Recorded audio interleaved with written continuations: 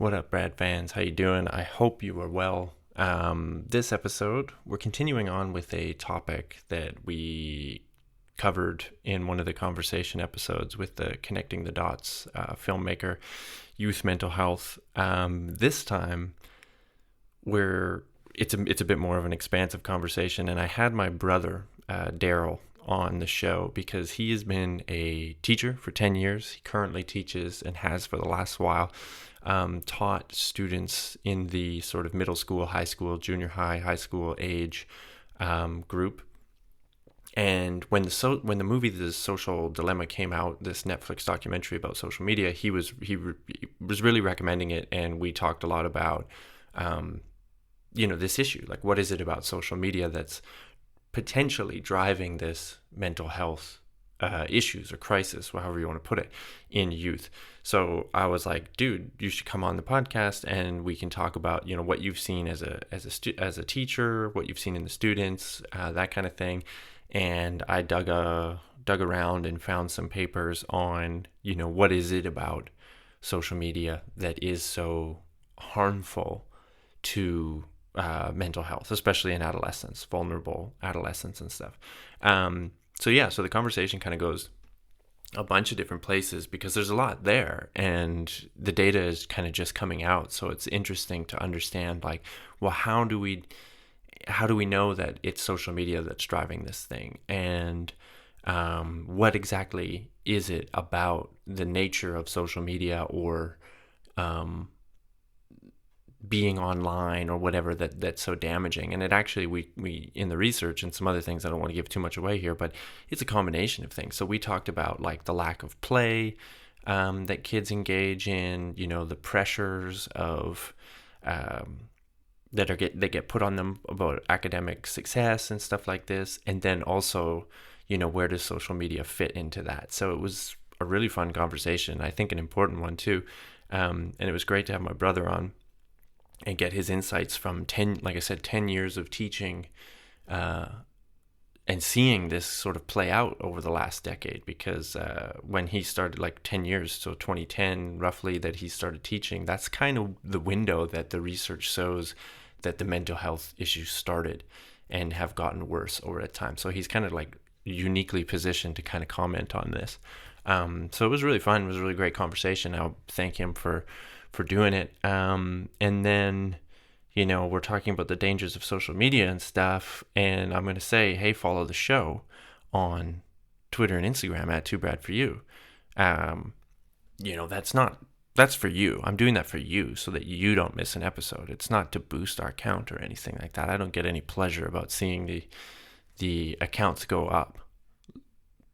That's sarcasm if you can't tell. I do enjoy watching our numbers go up to see that people are listening or engaging with the show and enjoying the show. So I hope you are following us and that you will reach out to us at 2brad4you on Instagram and Twitter. We have an email as well at email 2brad4you dot 2brad4you at gmail.com.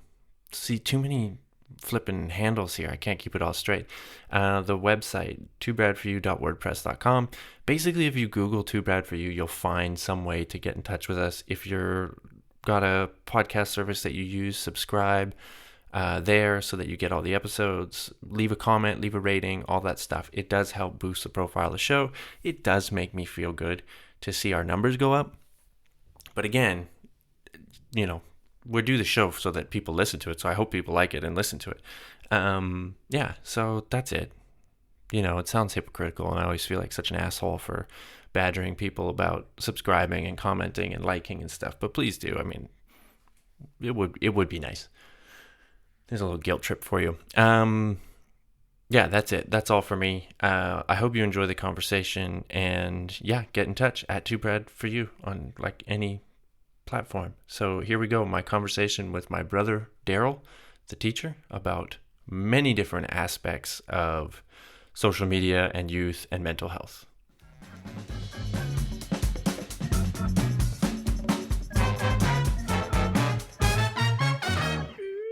My man, Daryl, my brother. What is up, man? Thanks for being here. Well, thanks for having me. I'm I'm happy to actually finally be able to contribute in some form and capacity other than just being a fan of the show. You hear that? Fan of the show. They do exist. Yeah, subscribe.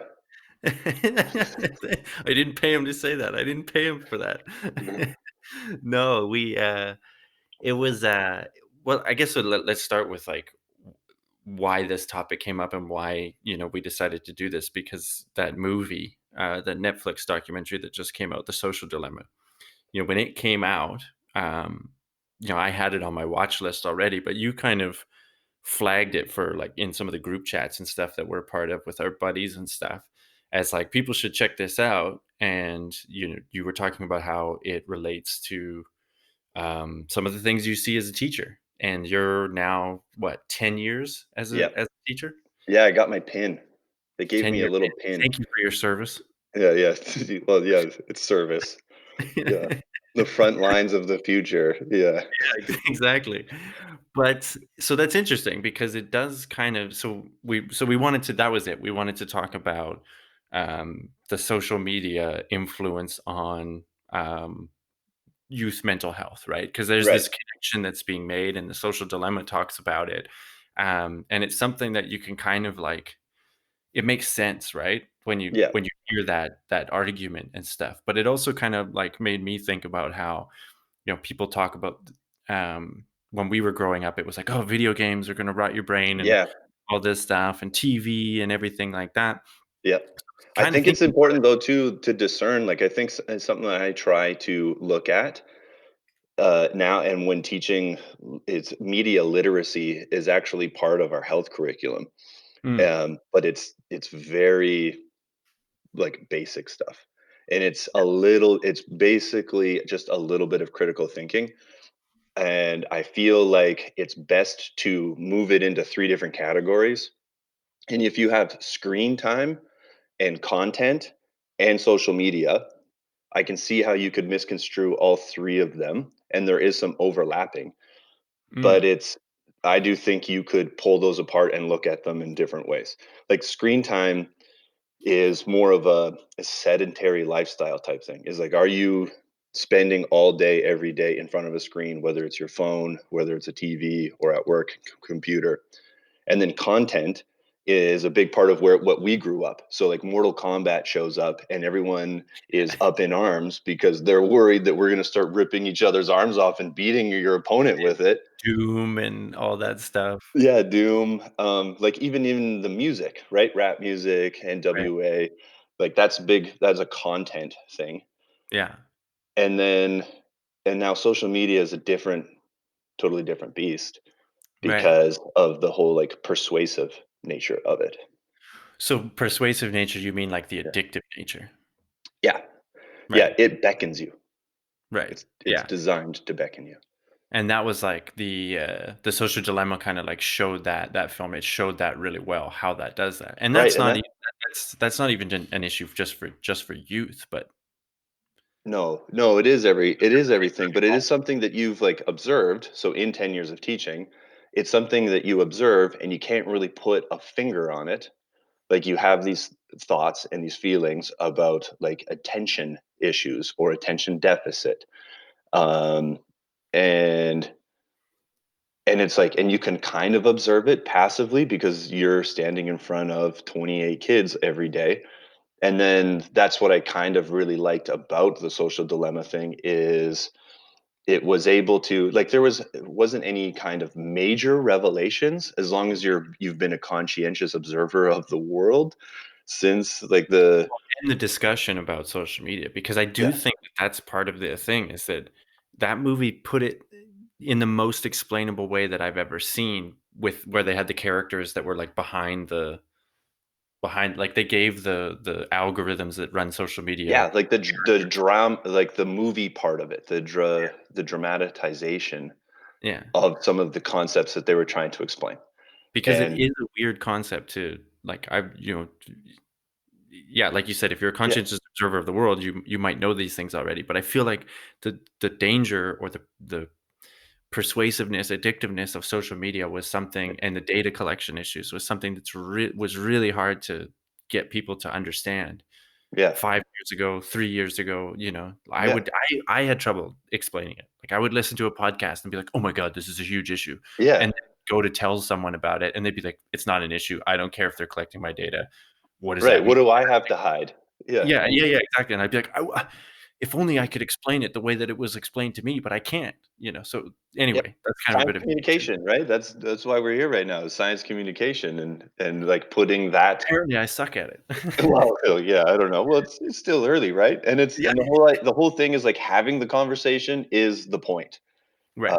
Yeah. Is like, and I think that's a stance that I kind of, it's not something I advertise in some of the social studies classes I have, but it's in the back of my mind, is if I can get my students kind of interested in some capacity in a world outside of their own, like increase a worldview, then you are helping to create informed voters, which will eventually affect policy. Now, it's a lofty goal and it's very, like, I don't want to, Yeah, it's idealistic, on my but own tires or anything, because like I don't know if I'll ever be able to observe this effect.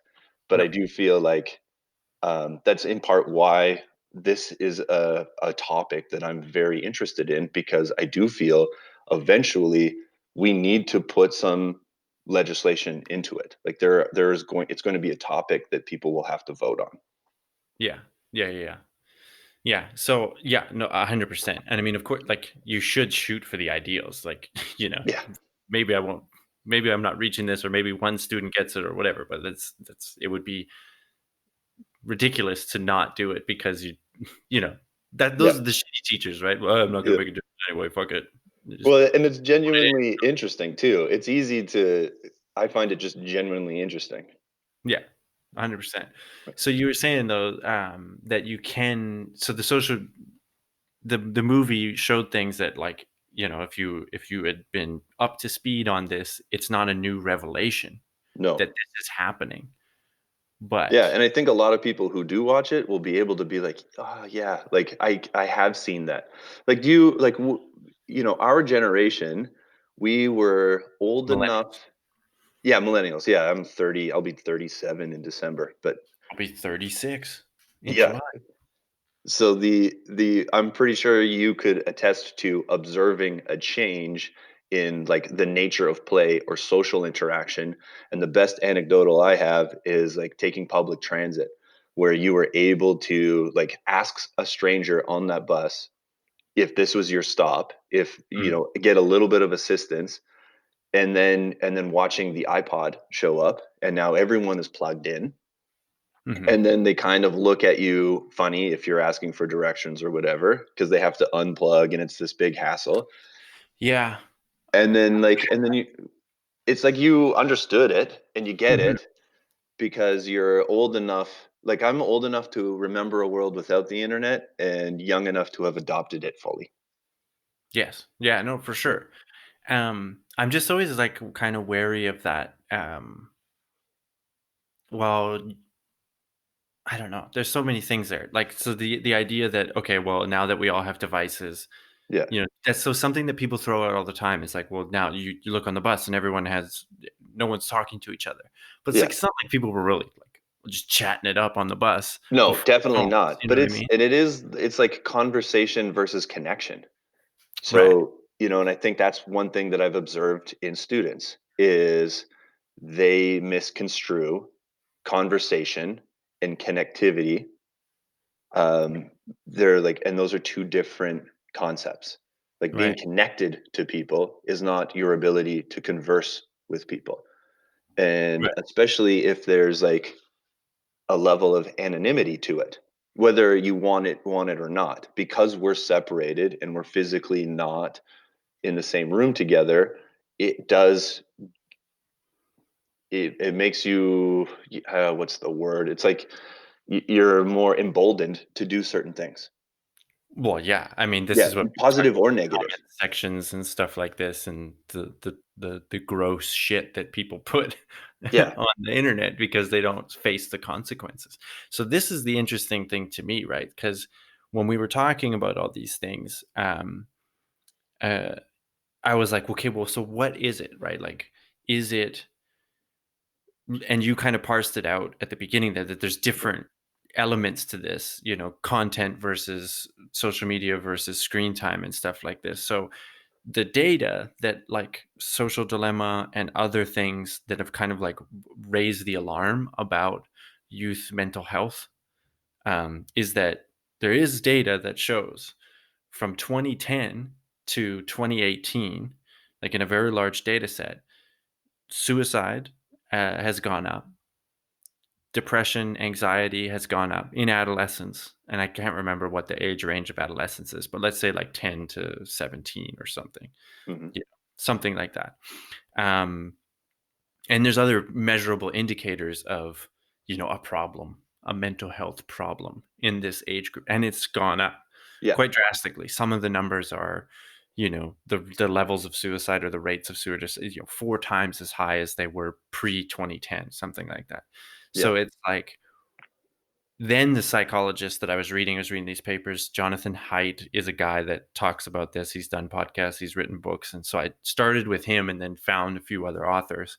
I'll link them all on the website. Um, but it was an interesting discussion about, like, well, what is it, and how exactly do we figure out, um, what's going on? Because you can look at the correlations of different factors, right? And so that's what all these papers are trying to do, because one of the early hypotheses was that it's technology, Right. uh, Yeah. smartphones, right? And it's Yeah. just, And and there's no evidence on, like, there's no evidence that it is right. technology. Well, there is Um, some evidence, right? And that's what I was going to say it's is, correlative. Yeah. but it's correlative. And so actually, I Yeah. was just like, I was reading some papers today, and Yeah. it's a lot of it is statistical methods, which I'm terrible at. I'm not a math guy, but it's Yeah. like you can kind of get that. And there's big discussions going on in this space of, like, because some authors found, technology use or smartphone use or something like that being correlated with this rise in mental health, but then other ones did another analysis, and they were like, well, it doesn't account for the increase, like, there's all these Right. different methods you could use. So that's part of the discussion, is that there was ambiguity in whether it was an issue. I think it's becoming more clear that it is. There's a Yeah. correlation there. But so then Yeah. that's what I was going to go with here is, what my next question was, well, why? What is it about the technology that would theoretically, or, you would have a hypothesis that it Yeah. would decrease mental health, right? And Yeah. that's an I interesting think point. the theory, and the theory that I've somewhat observed is, and I mean, even just being a phys ed teacher, right? That's an excellent place to observe social anxiety. Yeah. And like that's a hotbed of social anxiety. And just watching it change, and then even just comparing it to when I was a kid in phys ed. Now, obviously, my personal story is somewhat different. Having, like, phys ed was a safe space for me, but it's not a safe space for everyone, and it's becoming less of and less of a safe space because of the level of anxiety that students demonstrate in class. And the theory is that they are they're it's like they're less willing to take risks where they will fail or Right. seemingly fail. So, and it's kind of difficult when you're asking them to do like gross motor skills, or if you frame it under sports, not everyone's going to be good at everything. And all we want them to do is try and get better at this place. But that requires failing, and it requires failing in front of other people. And Yeah. so, social media, when it comes to perpetuating an edited version of yourself out online and then trying to live up to that edited version of yourself in real life, Hmm. whether they realize it or not, is becoming very difficult. And it's like quantifiable popularity. I have this many followers, I have this many friends. So My now video you're got able X to, number of likes. Yeah. right? Yeah, you're able to actually discern like, popularity. And it's like, there's always going to be popular kids. Like, that's always going to be, people who have leadership qualities or Yeah. gravitas, and people are drawn towards them. But Yeah. now it's based on numbers. And so, like, and I mean, I don't know, I don't have the numbers offhand, but I'm sure there's science out there. I've heard stats like, kids are engaging in less and less risk-taking behavior. Hmm. They're, they're not having sex anymore. They're not experimenting with drugs anymore. Which And could be good things. it could be, yeah, it could be good things for sure. And it sounds like great things, but if it's because they're afraid, if it's the anxiety portion of it, and then the anxiety is leading to other things, like you need to be perfect. There's Yeah. this idea of having to be perfect all the time. So academically, kids are doing better. But Yeah. then when they don't achieve those goals, they're handling it worse. Like Right. when they do fail a test, they handle it worse. Right. There's like panic attacks. Like there's students, I've witnessed students having panic attacks Yeah. in a test, Which and I never there's like, saw that growing up. yeah, I didn't observe it. And I mean, you've always had test anxiety. Yeah. Like there's always kids who are like freaking out because normally it's because they didn't study and they understand that they're going to do bad, and that it's just a normal amount of anxiety towards a standardized test. Yeah. But there's kids who are actually having panic attacks. They need to leave the building. And kids who are having panic attacks in gym class, Mm. or they can't, or they don't want to socially interact, like asking them to join a group, like make a group of 5 so that we can play this invasion game. Yeah. And observing that, the nature of play has changed. Hmm. Well, and so Yeah, that's an interesting part of this discussion too, that I ended up, going down a wormhole when going through some of these papers and stuff. And it was also brought on by my lovely wife Teresa, who studies play behavior as her career. That's what she does. yeah, And she sent me a really interesting paper that was the decline. This was written in 2014, so in the middle of this whole, same thing, the realizing that there was an increase in these rates of mental health issues in young adults, adolescents. um, but it was the decline in play as a factor that goes into this mental health stuff. So social media aside, right? And but I think that, like, let's talk about play here for a second, and then yeah, we can maybe see where all of these things come together, because decline in play, a lot of the research that they were talking about, that we're citing in this paper, was from the early 2000s. So this is before social media. This is before smartphone use was pervasive. Like smart, I think it's the data I saw was like by 2012, like 50% of uh, Americans will say had a smartphone. And by right, like 2013, 2014, it was like 90% of junior high and high school students had a smartphone. right, So that's a bit before this, where this play research is kind of coming from. But it was talking about exactly these things, that play has changed, become more structured. So when it does, not only has it decreased over time, um, it's also become more structured. So right, adult driven, right? Where there's the adults are telling you the rules, whether it's sports or yeah, whatever, something supervised by adults, even that kind of thing. And the argument is that, evolutionarily, yeah, we you learn to socialize, you learn to interact. We're social creatures. That's how we grew up, or yeah, we evolved. Um, that this is where you learn those important social skills, is through play, and also some kind of resiliency to negative social stimulus and stuff like that. yeah, So they look at the hunter gatherer tribes, which is basically our best proxy of what we were like before agriculture. yeah, Uh, yeah, and those kids play all day. That's all they fucking do is play in the yeah, woods, like, just that's all they do is yeah, play. with a They're stick. like, yeah, exactly. Until they're Yeah, like 13, 14, that kind of thing. And then as puberty comes in, there's different roles that they have to take, and stuff like that. But it's all play. And if you looked at, they were like, okay, so we don't have a lot of data for like Western civilization, we'll call it. yeah, Um, but it wasn't until really the beginning of the 20th century, mid 20th century, so early 1900s to 1950s, when children were like free from labor. So they didn't yeah, they didn't have to work and, yeah, and work on the farm or work in the factories or whatever. Yeah. and schooling hadn't become such a big part of life yet. So there Like was an this window. institution. Yeah, Yeah. well, it just didn't take up as much of their time. Right. So Yeah. there was this window, and they said this is when you saw, especially the 1950s with the birth of the suburbs and stuff, you saw this like in society, playgrounds, people started building playgrounds all over the place Yeah. in neighborhoods and stuff like this. And it was like, it wasn't that long ago in like the 80s and stuff like this, where you would just go in a neighborhood and you would just see packs of kids, just running around doing Yeah. it, and it's like, and that was good. That was good apparently for the mental health.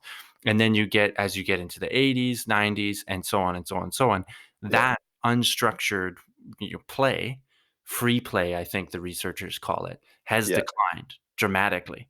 And even the interesting thing is when they talk to the parents, they'll do surveys with parents and be like, "Do you notice that your kids play less than you played when you were a kid?"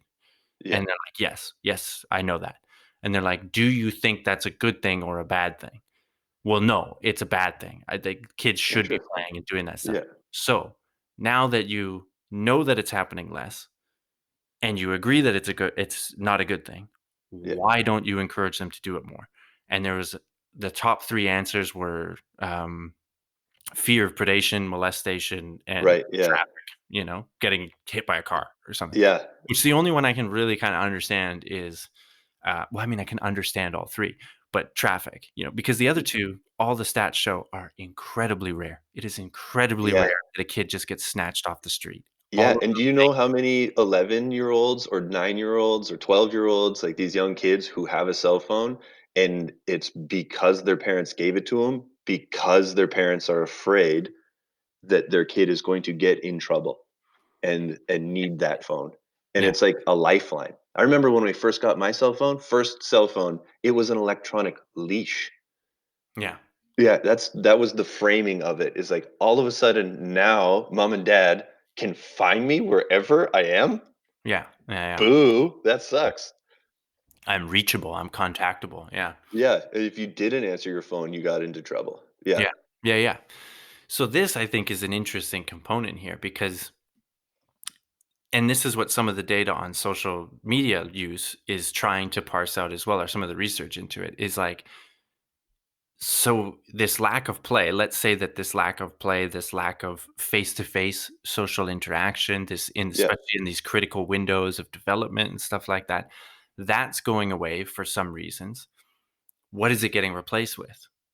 Right? yeah, Well, the other screen. interesting thing that actually came up with in this paper I wanted to say is they were interviewing kids, and the survey was completed on the internet. So these kids were savvy. Yeah, They were computer savvy. They played computer games. This was in like early 2090s, something like this. So it wasn't like it was before all of the media. It was before really the social media and stuff. But when they asked kids, um, what their favorite thing to do was, it was yeah, play outside, like, across the board, yeah, So it was, like, even kids who don't get it as much as they used to, like, it's like an ingrained thing, like, yeah, kids love to do that shit.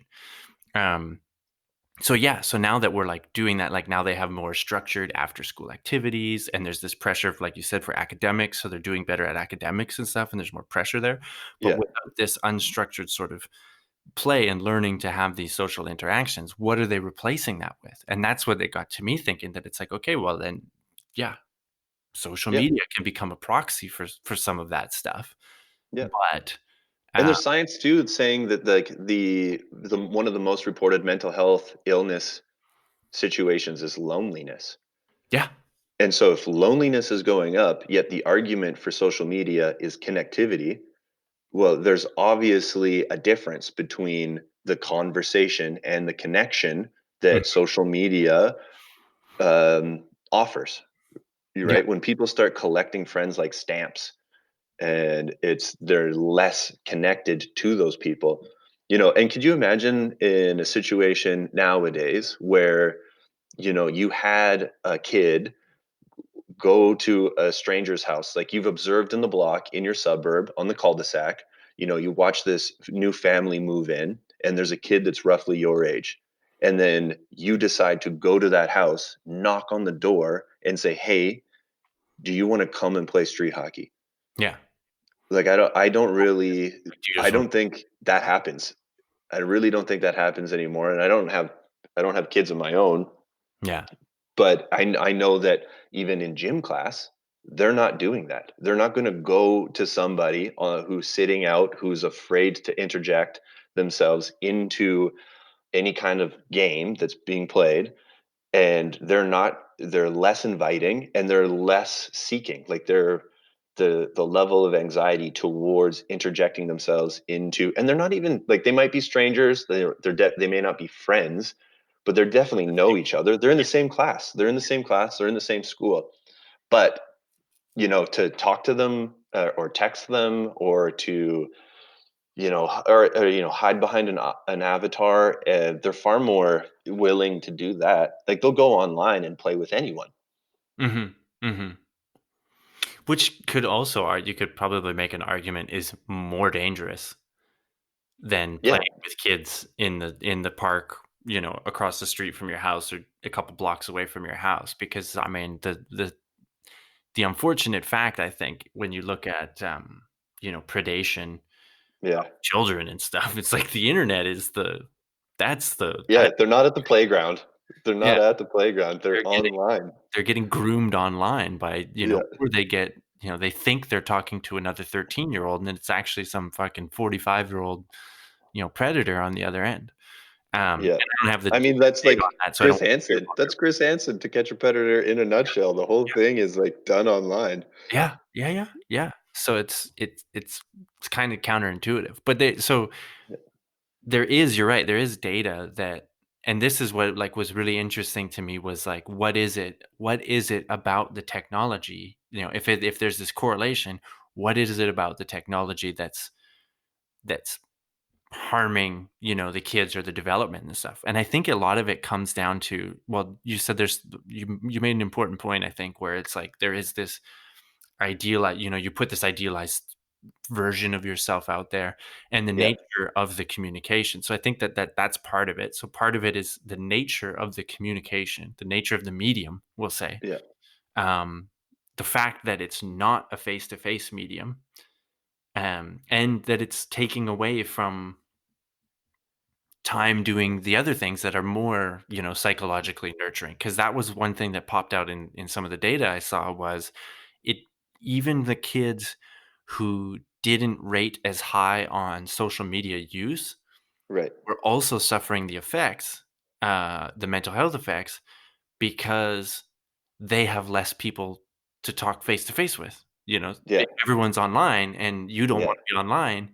You're not only are you missing out on the the conversation, but there's also no one to, like, if you're the guy that wants to, or gal that wants to go out and do stuff face to face, right. but nobody There's wants less to do that people, with or you. you're weird for wanting to do that. Yeah, yeah, yeah. These people normally would be heralded for their social skills and their ability to go and talk to strangers and conduct themselves with adults, like even kids who are able to like handle themselves in adult conversations or hang out with adults, is something that I talk about with my friends.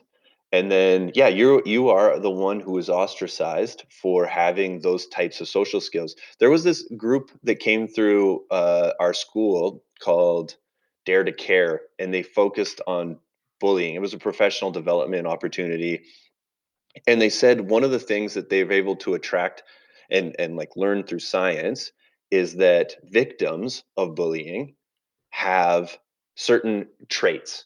Mm, And one of the biggest traits that a victim of bullying has is a lack of social skills or an inability to read nonverbal social interactions, like mm, to be able to observe someone and understand where they're coming from.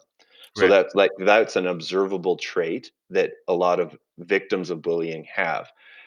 And I asked the presenters, like, well, have we noticed, an increased rate of bullying then, knowing that the nature of play has changed to more of a screen oriented or an online oriented social interaction, which would make it really hard to learn to react to nonverbal cues, and they said that she said she didn't have any science or data to like connect the two. I Mhm. do think that there's a logical thought path there. Yeah, it makes sense. Um, You could build and a it's like hypothesis on that for sure. for sure. And then but it also might mean that just because there's more potential victims, that there isn't more bullies. And so Well, maybe if the that's bullies are why. also if the bullies are also lacking in these skills, Yeah, you know, it is or interesting to see. So the there's just bullies, one not of the enough things that bullies to were bully all these kids. yeah, well, and one of the things is like obviously the nature of bullying has changed too because it's moved into like the cyberspace, and that's where a lot of kids are hanging out. But it's like the one of the things that the bullies had, one of their observable traits is like a lack of empathy. Mhm. And empathy is really hard to develop through a screen. Like empathy is really hard to develop if you're not making connections. Well, and if Like you don't see the conversation is one consequence thing. of your negative shit that you said, you don't feel the consequence of it because you don't see the person cry, you don't see Right. their face drop, like those social cues. If you Yeah. don't see that, then you don't learn that you're that you're a monster. Yeah, exactly. There's also like I also read a study too a long time ago about how they looked at the literacy rates of death row inmates, and they were like it's next to none. And then they went down through the system, the like the prison system, and just observed literacy rates among different types or of criminals, and they found that there was like a correlation between literacy and like heinous crimes, Hmm. or the lack of literacy and heinous crimes. And one of the theories was when you read, you use your imagination to put yourself in the character's shoes, Mhm. because you're getting descriptions and you're having a setting or a scene. It's being developed to a point, but you're making the pictures in your head, and that you could develop empathy that way. And then the level of recreational reading that we observe in kids nowadays is pretty much non-existent. Like, and how does a book compete with video games? Like, how? I mean, I'm guilty of it too. I can't remember. Like, traveling is when I read the most, or Yeah. and like reading for pleasure versus reading for school. So if there's an emphasis on perfection and kids have an opportunity to read, they're like reading textbooks. Yeah. So again, like it's a correlation, and it's an observable thing where I don't know, and I haven't really polled a ton of students, but I wouldn't be shocked if very few of them read for fun. Read books are fun, yeah. Yeah, Yeah. yeah. That's an interesting one, and the video game thing is interesting because it's like we haven't really talked about it, and it doesn't really fit in with the social media category, No. let's say.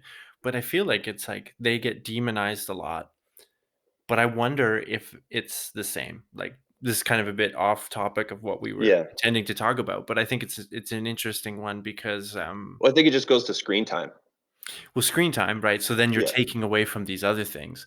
But Right. I That's all. could see how with a video game and an immersive video game, let's say, Yeah. you could learn empathy. You could see empathy.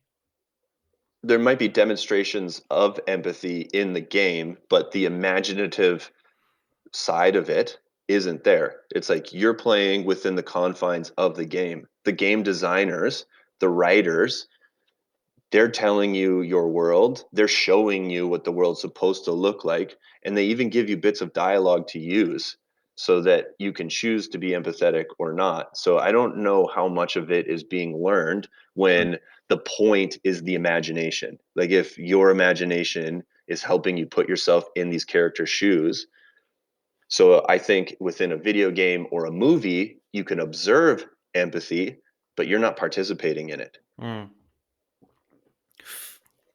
But even in like a game where you're moving through a world and if you do something to other characters, they get upset. I guess it's because it's not another human. Yeah, you're not feeling it. Like if I'm going around killing people, I don't feel it. Yeah, it's true. Yeah. Grand Theft Auto. Yeah, oh yeah, I'm trying to do things that Yeah. I would never do in real life because that's the point. Yeah. And I think I saw one of these one of these shows on Netflix that was they did a series recently about video games, and they went back and looked at like these different big Yeah, advances in video games because it's such a big culture and stuff now. And that was yeah, one of the things one of the early developers of one of these like role playing games um, found is that the first one that he made, he thought it was yeah, going to be like, oh, people are going to like, they're going to do the noble thing and they're going to do this quest and stuff. And he's like, and yeah. instantly people found that the easiest way to do the game was just to cheat all the other characters and, be an asshole and go. Right, And in his next iterations of games, he actually built in punishments for being an asshole. So right. other Yeah, characters wouldn't work with you. It would be more yeah. difficult to complete the challenges because you couldn't get the help that you needed. Yeah, It but was punishment just teaches you how not to get caught. yeah, yeah, yeah, yeah, yeah. But it's just interesting that it Yeah. is like that's the human psychology in a game was just to like Yeah. those Now to bring that back, that idea of like the worst of us and bring that back to the whole social media conversation, it's like social media is designed to be dramatic and engaging. And that's part of the whole wormhole algorithm that you learn about in the social media thing is that you are like when you're on social media or you're flipping through, let's just use Instagram because like I think that's the one that my student population uses the most. Instagram And and this TikTok, I think, are gonna be the most used on Yeah, TikTok, and I think even, like, Snapchat is slowly being taken over by TikTok, yeah, but Instagram, TikTok, those are the big ones. yeah. And they're using so then you have your explore option, and the things that they're offering up are becoming more and more radical because radical is engaging. And that's the point of the algorithm as far as when they're choosing YouTube, like what they recommend or what Facebook recommends, or all of them use the same iteration of this similar algorithm where they try to engage you to spend more time looking at the screen by using increasingly radical, dramatic things. Well, and that's the Yeah, interesting thing too to point out here though, is that it is an algorithm. So it's yeah, not like it was designed to be like, "Hey, let's show them the most radical shit because that's what's gonna keep them here the longest." It just developed that way. It just evolved that way that it's like, "Hey, we're yeah, gonna use this algorithm that's going to calculate all the data as to what if you like this video, what is or this content, what content will also keep you engaged more?" And it's so yeah. as it turns out, It's the worst of us. Like it's fucking radical shit, yeah.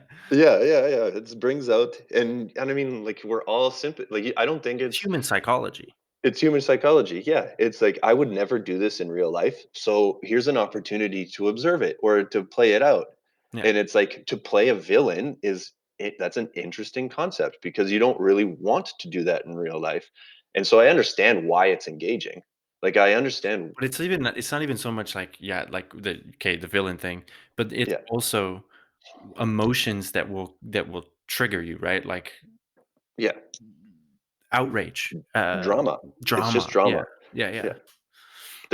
That's something that I've observed in kids too, is like students who have very little to do as far as extracurricular Mhm. are the ones that are most susceptible to drama.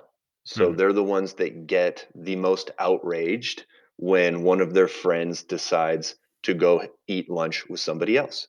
Right. And then that gets exacerbated into major issues because they're seeking drama in an otherwise mundane. Yeah, I mean, I Situation. guess I'm jumping to conclusions here, but I don't think it's a huge leap to think that these people who are it's like recreational outrage. I call it recreational outrage. I Yeah. don't think I've coined the term. I've probably come across that Picked it up somewhere, somewhere, yeah.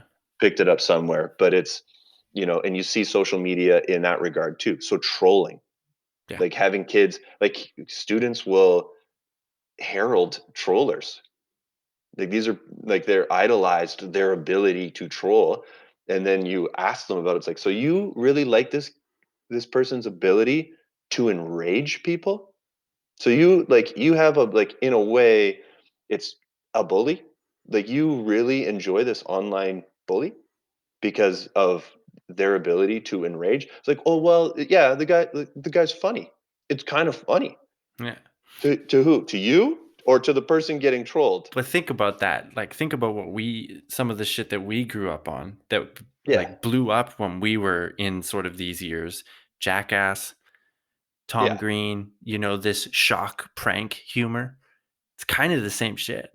Well, I mean, the shock thing was more them shocking themselves. No, no, no. It's like, They were going and like making other people uncomfortable, doing this weird shit in public or like interviewing them. And, yeah, the yeah, Jackass, yeah, there was a lot of self-harm, which was yeah, hilarious. That's always funny.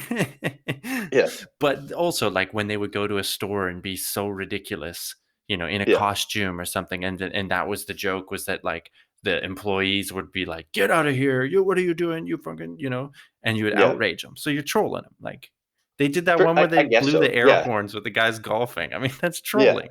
So maybe that like the celebrity. So, I mean, and so the whole I'm saying it's celebrities. people like that. That is funny. Oh yeah, I get it. definitely. Yeah, I get that, and I just feel like the extent of it though has, and I mean, again, the nature has kind of changed a little bit with the whole social media thing. Well, with And the it's social not just, media, you control again without consequences. Like, at least the Jackass guys, yeah, people would try and beat him up, or they'd have to run away, or you yeah, know, they get like fined or or imprisoned. Yeah, yeah, verbally berated like in person by yeah, somebody. Like some of the shit that Tom Green would do. Like, yeah, but he was yeah, he was he was paying the cost. We'll say. Whereas yeah, online, there's none of that cue. There's none of that back and forth, yeah. right? It's just it astounds me at how easy it is. Hmm. It's so easy that it's people are almost encouraged to do it, right? I mean, maybe encouraged might be the wrong word, but it's like if you know that this person gets laughs by saying terrible things to people, then you're able to easily do that Mimic it. Yeah. online. Yeah, because it's nothing. It's really nothing. Yeah. Yeah. Yeah. So, and that's another thing that I've observed in students is like the willingness for celebrity on social media is like the things that they'll do For likes. to gain likes, to have a quantifiable level of popularity. And it's like it's a goal now for some people too. And it's been made into career paths. Is so like Yeah. thinking about the ethics or morality of influencers, Yeah. or the idea of game design, or mobile game design, of being like how addictive is too addictive. Like these are conversations that are having, and then students not necessarily realizing that realizing that it's really tough. This would be a really tough career path to go down to, Yeah. and Yeah. like you're gonna have to like, at what point, like, where's the dignity? It's like if I can get a million likes by standing there and just getting kicked in the nuts, where's your I'm like, giggling already. I know, right? Like, and so like you have students who are willing to do these things Mhm. for some online notoriety. And there was like that Timothy Caulfield guy, who was a U of A professor, Mhm. who talks about how, social media, okay, let's go back to tribal humanity and evaluate the need for celebrity in Mhm. human evolution. And Mhm. human evolution, celebrities used to be like the best healers, the best hunters, the best leaders. And that, therefore, within human evolution, to idolize these people and want to be like them because it bettered your community Mhm. is that makes sense. But now, what celebrity is and what's evolved to doesn't necessarily better our community. And the social media just becomes a social comparison machine. So Mhm. it used to be that you would go around and you would compare yourself to people just within your immediate community. And now you're comparing yourself to people who are like millions and millions of people online. And you might then decide, you know what, I don't stack up in many ways at all. And then that is going to affect a mental health issue, or, this, especially among teens who are already struggling with trying to find an identity and an autonomy, and knowing that And through like, flooded with hormones, like, and that flooded, period yeah, of they're life is hormone already soaked fucked up. brains. Yeah. Their Yeah. hormone-soaked brains have designed them to be more risk taking so that they are willing to take risks in self-discovery. Mhm. And so, it's not an excuse for doing terrible stuff, but it does, for me personally, when I remind myself of that fact, it adds patience. It gives me a little bit of patience when dealing with teenagers. Mhm. Um, and then it makes them very susceptible to trends because they want to wean themselves from their parents or their older peers, like teachers, parents, and then they look for leadership among the community. And so it's always like their peers, and their peers are going through the exact same situation. So in a way, it's the blind leading the blind, Yeah. and then that's what makes them very susceptible to trends. And like even just thinking back to when I was a teenager, like dyeing my hair purple, Mhm. going through fashion trends, the wallet chains, the pants that are like, despite being like enjoying being physically active and wearing pants that were so big you couldn't run in them. Yeah. Like it was counterintuitive to what I thought, like who I was Yeah, yeah, and my yeah. own personal identity. But I went along with what everyone was doing and peers. And so I do feel like when it comes to the social comparison machines that is social media, that adults need to be very cognizant of that when they're teenagers are on social media. And when I have these types of conversations with my students in health class or social studies, it's really hard not to preach from a Mhm. moral high ground. Mhm. And it's really, it's like we all use social media. I don't want you to feel bad for using social media, but I just want you to look at it through this, through a certain lens. Mhm. And I think if you're educated in such a way that you can look at the good and discern the bad, understand the opportunities for being manipulated or being like the whole attention seeking or addiction or whatever it is, then you're able to better navigate it in a more healthy way, Yeah. I think. And I think that's one of the reasons why I was pretty excited to come on the podcast and have this conversation is I think we need to start thinking about it. Mhm. Well, yeah, I mean, that's an interesting place to go then too. It's like, what do we do, right? And like nobody has concrete answers, but I think it's interesting. Some of the notes I had when I was reading, before coming on the podcast here was, you know, so we know that we know what kids are lacking. We know that there's this interaction, play, whatever, that's Yeah. decreasing, and it's being replaced by something else. So screen time, social media, that kind of stuff. We Yeah. know that the social media connectivity is not the The same. same. It's Yeah. not, yeah, you don't. And actually, there was another data point that I'll point out. Again, when they were like, I've basically followed this series of papers from this one psychologist that was just like, she was asking the same questions I was as I was Yeah. reading it, right? It was like, correlation. Is it technology? Some people say yes, some people say no. How do we tease that out? Okay, we can say that it's probably technology. Why is it technology? What about technology? So you Yeah. went through this whole thing, and they were able to show that social media use is linked to feeling depressed. Yeah. Like they did a number, two or three different studies where things like tracking, and obviously every study has its strengths and limitations and caveats and Yeah. all this shit, but things like getting one group of people to abstain from Facebook and Yeah. the other group maintain their use, whatever their use was, and then you match, Yeah. like they're the same types of people, blah blah blah. Try and match all the factors you can, right? People who got off Facebook felt better. They reported my mood is better, everything's better, and the other people, it Yeah. stayed the same, and same sorts of things. You could manipulate social media use, and when you did, more social media use was always linked to feeling shittier. So Yeah. there's something there that it's like it is kind of a Yeah. like. And like and again, like this is presumptive, but I would argue in my observations that kids use social media more than anyone. Yeah, probably. Yeah. Like, so, and this is an interesting observable thing is TikTok. Hmm. Kids dancing. And I think it's amazing Yeah. that we've got kids dancing, Yeah. but you can't get them to go to a junior high dance. My school stopped doing it years ago. We tried to host like junior high dances, and like when I was in junior high, that was my bread and butter.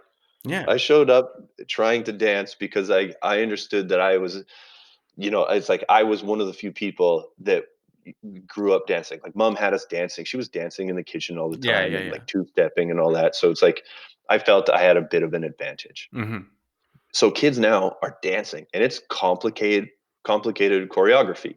And they're arguably way better dancers, but you cannot get them to do it as a group in front of people, and especially people that they don't like seem at or deem as friends. And Yeah. then, but yet they're doing it for hundreds of thousands of followers online Anonymously. Yeah. anonymously. But it's also the thing, and somebody pointed out, it's like, well, they practice those dances for hours. They practice and practice and practice for Get it hours. They perfect. get good at it, and then they post it. Yeah. And so it goes back to this whole idea of putting out an edited version of yourself. So Yeah. there is no free dance. Like you can't put on a song and get them to dance to any song, but they know the dances to certain songs Right. because it's been practiced and choreographed. Well, and this kind of correlates too to the like the Yeah. structured play versus free play, right? And it's Yeah. like in the free play, the kids are learning like if I do this, the other person does this, and that either is good or bad. They liked it, I Yeah. didn't like, that kind of thing. And same like I could dance, but I agree. Like, yeah, junior high dances was a chance to be out of supervision. There were Yeah. chaperones and stuff, but the room's dark. Sure. You could do, Yeah, you yeah, could yeah. get close to girls. It was like, Totally, yeah. but it was They can't get nerve-wracking though close. too. No one's getting close. Yeah, but it was nerve-wracking It though too, right? Like you're nervous, like, "Oh, should I ask her to dance or blah blah blah," all that stuff, and so you're yeah, navigating that world. But there's an yeah, agreement to going out that's established there no, there's an agreement towards, like, asking out somebody else or, like, to take on a romantic relationship that's made online before it's ever encountered in person. ugh. Well, I wonder though, like, because in junior high, people would do that. In our day, we would Pass just the do notes? paper notes. Yeah. Yeah, yeah, yeah. No, I thought about that too, but it's even, like, when I pass a note to the girl across the You could class, see what she I'm watching them. yeah, yeah, I'm watching their reactions. I'm watching their head just drop. They're like, "Ugh," yeah, or right? And then laugh that makes and me show feel a it to their certain way. friend. Yeah, and then they start showing everyone, right. There's still a risk. Yeah. There's still a risk involved, but now it's like, and I mean, I wonder if because that's something else that I kinda missed is, like, the online dating thing. So, Mhm. Yeah, me I too. kinda miss that. I haven't really and I've got no negative opinions on it. I think it's an excellent opportunity, but I do feel it's different in adults than it is in kids, especially kids who are developmentally trying to learn social skills and Mhm. like they're primed for that kind of stuff. So it's interesting. Like I said, the level of social anxiety that I witness and that has changed over the last 10 years, I think is observable. Mhm. Yeah. Yeah, It, yeah, yeah. yeah. Yeah, that's that idea of being able to, like, curate it and then send it out, Edited versions. It's right? just like So edited versions of themselves. there's that, and we were just talking about, the risk, right? Like, the risk of, like, getting rejected in person Yeah. or via note that where you can still see that they are rejecting you, There's risks Yeah. there, right? But I wonder There's if part of it is all like, that the risk in social media, there's also a risk to getting rejected. There's still a risk. And you could maybe make a case that there's a bigger risk because your failure could be projected also on social media, right? Oh, I So that definitely agree that that feeds kids' anxieties is like, I'm no longer willing to put myself out there in gym class or a junior high dance someone takes a because video. someone's gonna record it. Yeah, Yeah, yeah, someone's yeah, gonna record it, and now my mistakes, and they're the same types of mistakes that every kid that age had made, that you yeah, and I made when we were that age, like, they're just socially awkward, thoughtless stupid mistakes that everyone makes yeah. that will but you'd usually be able to like atone for Hmm. and then eventually forget about and move on from. But now they are living forever on social media in the cloud and just ready to be lorded over you at any one moment.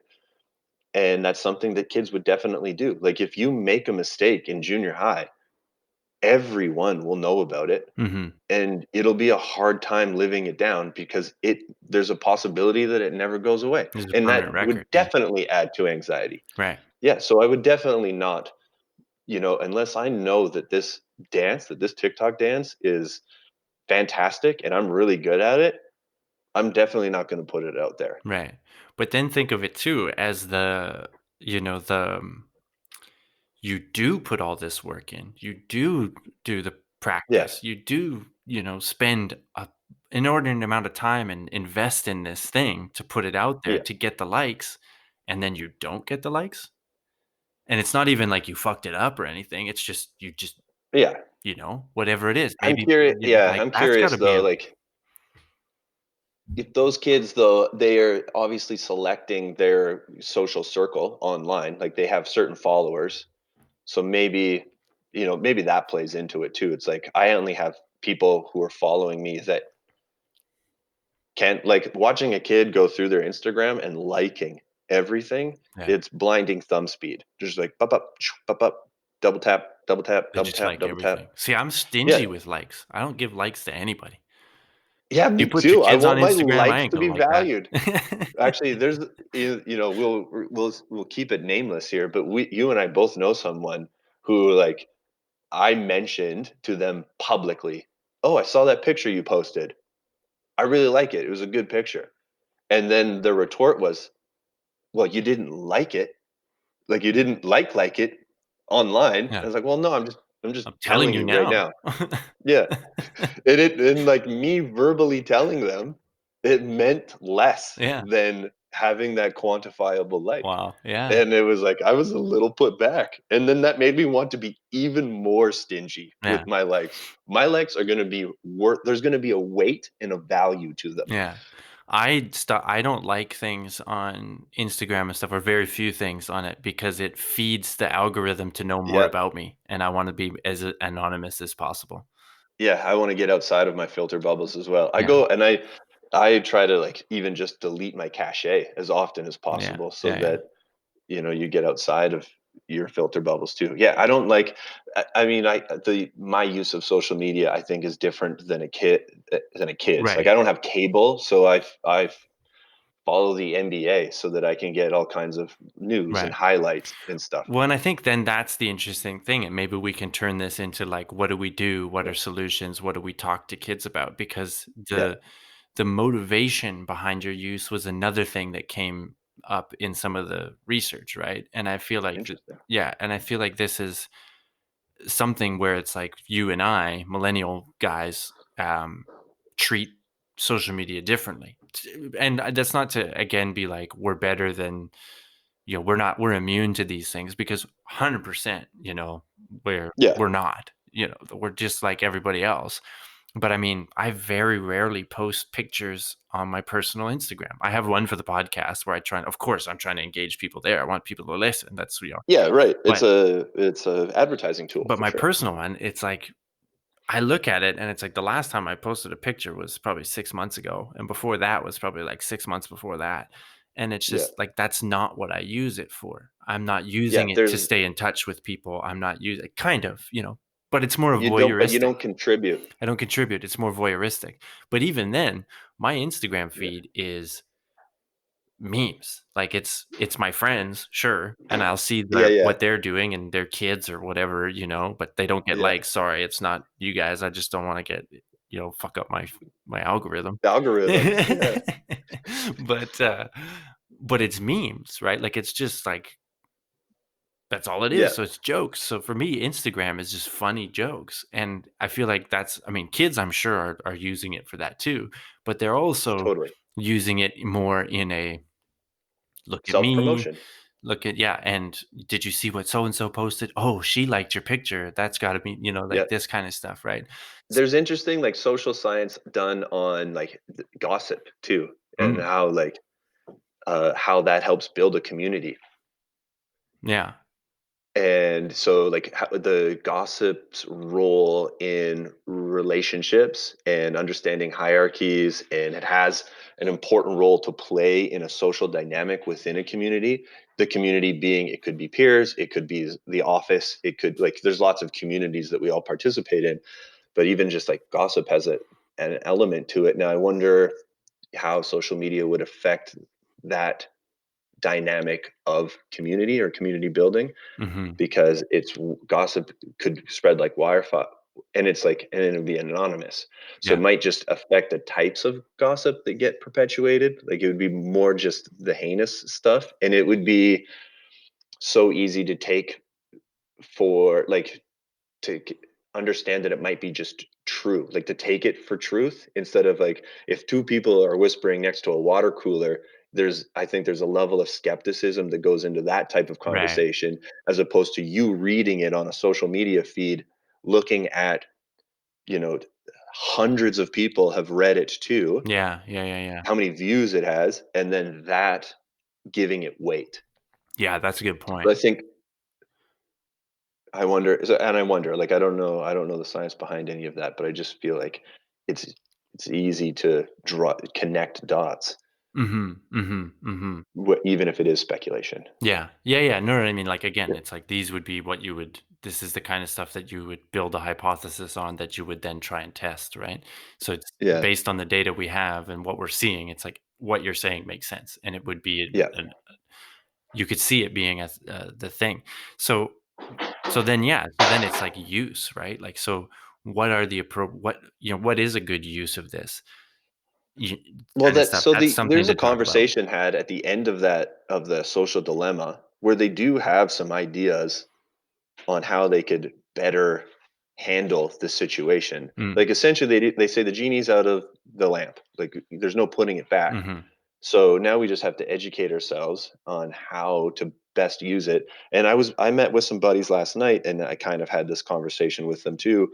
And some of them didn't want to watch the documentary because they were afraid that it was just going to be doom and gloom, and that they didn't want to really feel that way, especially come like COVID days, and there's enough anxiety to, like, Yeah, yeah. depressive things going on right now. I feel like some But people though too probably don't wanna see their own behavior reflected in that way. I know it's something that's I get uncomfortable. that, Yeah. right? And that's why having this conversation with teenagers is sometimes difficult, because, like, I have had this conversation 2 years ago with a with my homeroom, and Mhm. there was 2 grade 9 girls who went and like, basically told their parents that I publicly shamed them in front of everyone. Ugh. And I never once got specific with any of them. And the only reason I found out about this is because it came up in a parent teacher interview. Mm. And one dynamic for one girl, the dad was like, "You keep doing this. You keep having these conversations, and if she feels guilty, that's her own fault. Yeah, And, like, thank you." Like, he was like shaking my hand. And then, with the other girl, the mom was like, you can't do this. Like, they're very fragile. yeah. You can't really. These are tough conversations to have. You know, if you're starting to make them feel bad for their social media use. And it really opened my eyes to, it's like, well, maybe I have to, like, these conversations are worthwhile Mhm. and they need to be had, but framing it in such a way that I'm not coming from this condescending Right. moral high ground. And I mean, there's even science on that. It's like, you can't use shame to Mhm. get people to buy into your You could ideas. use a little bit. Yeah, a little bit. There's Yeah. an amount of There's shame. a time and a Good. place. Time and a place. Yeah. So, like, on one hand, it's like I was glad that to a certain regard, these people are thinking about or self-reflecting Mhm. on some of their own behaviors, but you obviously can't take it so far that these kids are Feeling attacked or feeling attacked, yeah. right? And like, that's part of the conversation I have with my friends, where it's like there's going to come a day where their kid comes up to and is like, "Hey, can I have a cell phone?" And you might say, "No, I don't want," like, so, or "Hey, can I have a Instagram account or TikTok account?" Mhm. And you're like, "No." You know, understanding that there are some complicated issues and there's some risks and rewards involved in there.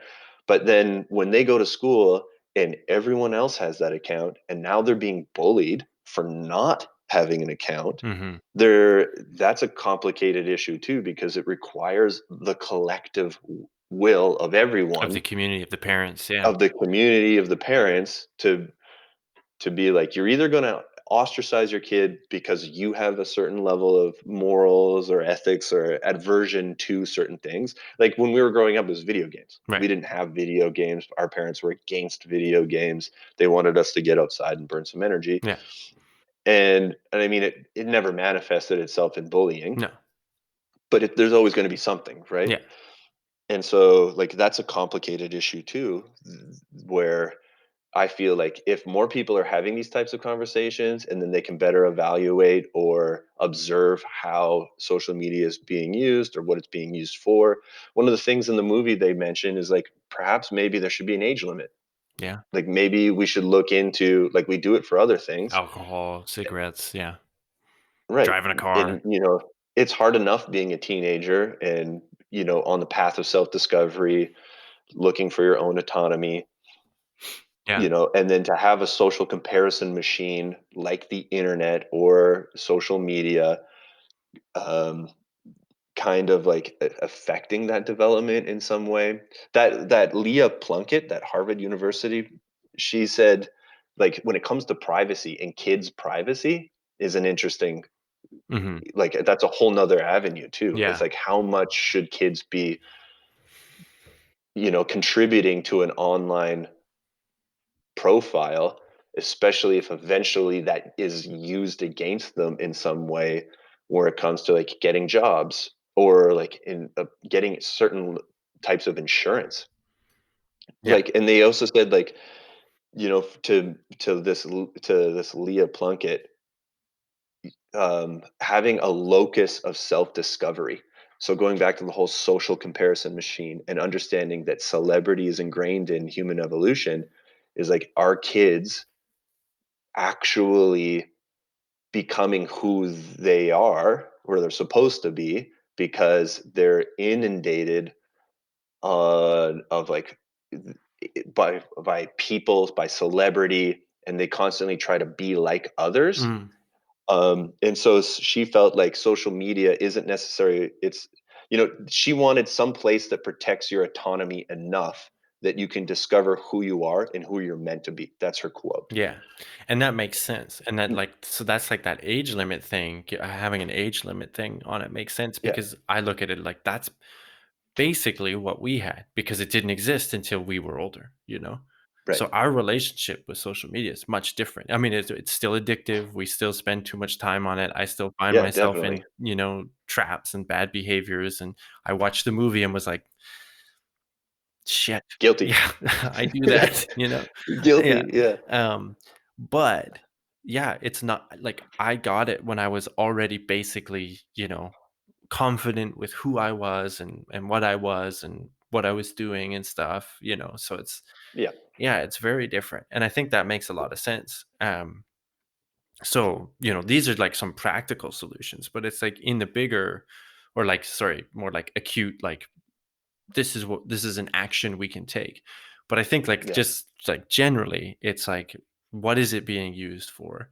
And um understanding that it's not real, like that it's not real Yeah. interaction. It's not like it is, but it's not the Yeah. same as It's not real it's not connection. real It's connection. We'll say that, yeah. Yeah.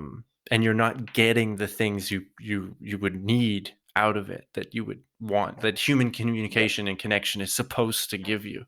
But then that's an interesting thing to try and talk to kids, I think, about because you don't think about, well, what is the purpose of playing and having peers? Yeah. You don't think about, but and then oh shit. It's like the self-worth, the self-worth that kids put into their online profile, and how their Hmm. self-worth is somehow attributed to, like, that's something that I've observed over 10 years of teaching too, is like that has gone up and up and up, Yeah. is the level of self-worth that the kids have put into Well, social yeah. media. And that's how they use it differently than say you and I, Yeah. I don't give a because shit how our many self followers I have. Yeah. Right, yeah, and so when we started using social media and what we use it for, I think we already had an idea of our self-worth. Yeah, peer groups, we had friends, yeah, yeah, Yeah. yeah, totally. I had a thought and I'm blanking on it. Oh, the one of the YouTube videos that you sent me. The quote in this, it was like the short little video about these problems, kind of with animations and stuff, but Yeah, they just the innovation of yeah, loneliness. yeah, and it was Yeah. like they used it, "I share, therefore I am," and it's like, so that Oh, yeah, is your this is what your worth is, and so I think that's a yeah, really important thing to, maybe to talk to kids about, is that it's like the internet in general, and but like social media especially, is not the real world. Like what you see there no, is a curated version of the world. It's not the whole picture. It doesn't mean what it feels like it means. And if you had just some of these sort of barriers, some of these kind of like filters, I mean, that this extends to adults, because look at what, yeah, is happening with, like, even like, it drives me nuts, that it, like, you'll see stories in the newspaper online, yeah, whatever, yeah, journalists or whatever. And the story is, well, these people on Twitter said this in reaction to this. And it's just like, well, who fucking cares? Like, that's not real. That's Twitter. That's yeah, not real. Like, that's lazy journalism. And yeah, it's not the right metric for gauging what's real about the interaction and stuff. So that, I think, is a really important point. yeah, And and I think you're touching on the whole radicalization too. yeah, yeah, yeah, yeah, Yeah, yeah. So, then do you like, just we start wrapping this up here. We've been going for a while. yeah, You have conversations about this with your students in social studies class, health class, whatever it is. Is there yeah. like a, and we haven't, there's another thing we haven't even talked on. We can maybe save it for later, but you kind of mentioned it with one of the parents that was like, you can't talk to the kids about this. She's feeling bad. Coddling of parents, or coddling of kids by parents, is another thing, like with the decreased Well, play, it and it just it's resiliency, it's and resiliency. we Yeah. kinda touched on that with the nature of play. Yeah. Yeah, So that's another issue. But where yeah. do you see, like, do you feel like you're alone on an island trying to talk about these things? Or is Mm. like your colleagues, the principals, the greater community of teachers talking about this? Are parents open to talking about this? So that's I think there's an interesting point there with the parents, especially because I found, like, generationally, their parents, they were not raised by parents who understood social media, Mhm. and therefore how, like, that experiential knowledge is passed on because Mhm. it's not taught in curriculums, right? So it's passed on, and so then the parents of the kids that I teach, they don't really have some of the ideas or the tools, or even they may not even be aware of some of the problems. Yeah. And I think that the kids now are slowly, like, they themselves are watching their friends leave tests because they have panic attacks. Mhm. You know, there was a suicide in my school earlier this year, and as a small school, like, that was a huge wake up call to like, the whole student population. Mhm. Um, there, like, the level of social anxiety that's observable in a gym class is, like, I think the kids understand that there might be something there, Mhm. but good luck at this moment. Good luck creating a collective will around, putting your self-worth in social media, monitoring what you use it for Mhm. and what you're getting out of it, Being critical of unless what you they're see, blah blah blah. being critical of what you see. And I mean, and I think that's where parents might be able to help out in that regard. Is It's just like, I think the conversations are being had. There's obviously some students are more susceptible to it, but they're also more susceptible to popularity and trends and trying to be like their peers and fitting in. Mhm. And so, like, I feel like we're trying to move a glacier here, and it's going to take some time, and it's going to continue to take the conversations. I think teachers are very susceptible to having it.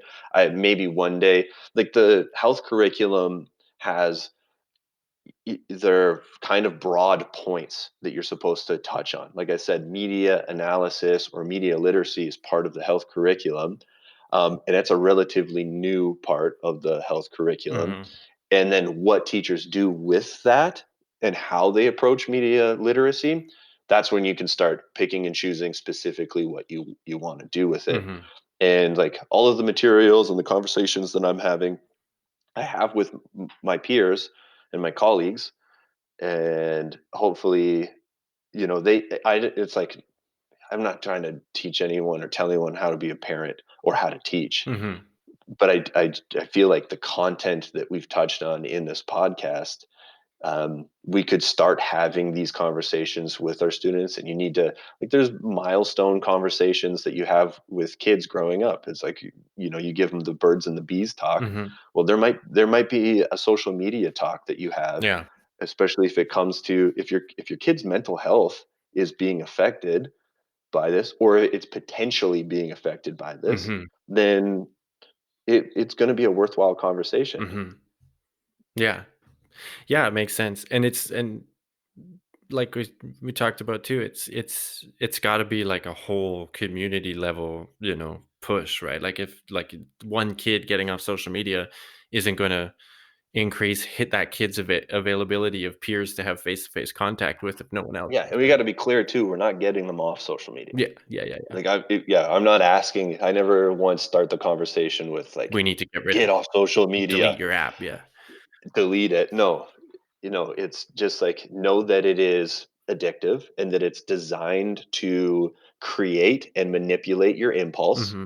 Like I would leave my phone on while lecturing during social studies class. It'll ding, and then watch dozens of hands reach for their Yeah, pockets. yeah, yeah. That's a Dozens. weird And one, then man. like, I notice eh, that all and I try and it's fight that urge. Pavlovian. Yeah. Yeah. I turn my phone on silent most of the time now. It's mostly on silent because I don't wanna hear that ring, and I've turned off Yeah. notifications. I mean, that's a step you could maybe take with kids is That's turn one of off the steps notifications. Yeah. recommended. Yeah, that's recommended. If it isn't pertinent to your job, like some people need to get their emails. Yeah. So you can have a notification when it comes to Yeah. email, but if it isn't like explicitly like pertinent to the moment, then turn off Yeah. notifications. It's one of the recommendations in the film. So that's the one thing I did like about it, is like there's ideas towards how we can teach people, not just youth, but people, to like better use it. But there is going to be like a collective will element to it, which is going to take Well, cultural it's going to take a change. while to Yeah. create a culture change. Yeah. And I wonder too, like how, like if this just, humans are adaptable. We're not infinitely adaptable, and it's Yeah. be naive, I think, to think that we could adapt our social development uh, to a totally online world, at any time soon, because that's overriding what hundreds of thousands of years of evolution, like hardwired. Yeah. Like that's pretty difficult. Yeah. Well, that's one of the points they make in the movie, is like technology has evolved at an astronomical rate, but the human mind, like the brain, Yeah, hasn't evolved much at all. yeah. In comparison time lengths, yeah. Yeah. Um, in comparable time lengths, yeah. So, but I mean, it is like if this is the new way of communicating, we need to find ways to make it not as damaging or more Yeah. resembling, So there's a bunch of like avenues that you can attack this at. But I agree that we are kind of at this stage of like let's start having these conversations. So yeah, Yeah. thanks for doing the podcast, man. It's been fun to talk about it because I know that it's something that like you've been pretty vocal about, and to get your experience from the teacher point of view to be like, well, look, I see this stuff all the time. I think it's interesting. Oh, it's a fun conversation to have, in that it's not all doom and gloom, and it's very interesting, because if you take the time to observe it, you can see it. Hmm. Hmm. And it's like the internet has not been a like very long, and now it's been around long enough to have a large enough sample Yeah. size that we're start to collect some correlative data. Yeah. So that's why now, now's the time to be having this conversation. Yeah. Thanks for having me. Hey, man, no problem. Anytime. Anytime. It's nice. Yeah, nice visit. Yeah. Good to see you too. Follow me on social media. Well, oh yeah, I do. It's I do. Follow the show. Yeah, like, subscribe. Like, subscribe, hit that button, get notifications. I don't know if you can get notifications for Too Brad For You podcast, but yeah, man, thanks for doing it. Take care. There we go. Interesting times for youth, for parents, for all of us, really, as we grapple with what these technologies actually mean for our well-being, our mental health, our society. I love these conversations. I think they're really important. Again, thank you to my brother, Daryl, for coming on and sharing his insights. It was great to catch up with him. If you enjoyed it, if you didn't enjoy it, if you want to talk more about it, reach out at Too Brad For You on all of the platforms, Twitter and Instagram, really. And toobradforyou@gmail.com. You can email us, the website, toobradforyou@wordpress.com. Please do, subscribe where you're getting your podcast, rate, comment, all that great stuff. Let us know what you think. Interact with us. We'd love to hear from you. And other than that, take care, everyone. Thank you so much for listening, and we'll talk to you next time. Bye for now.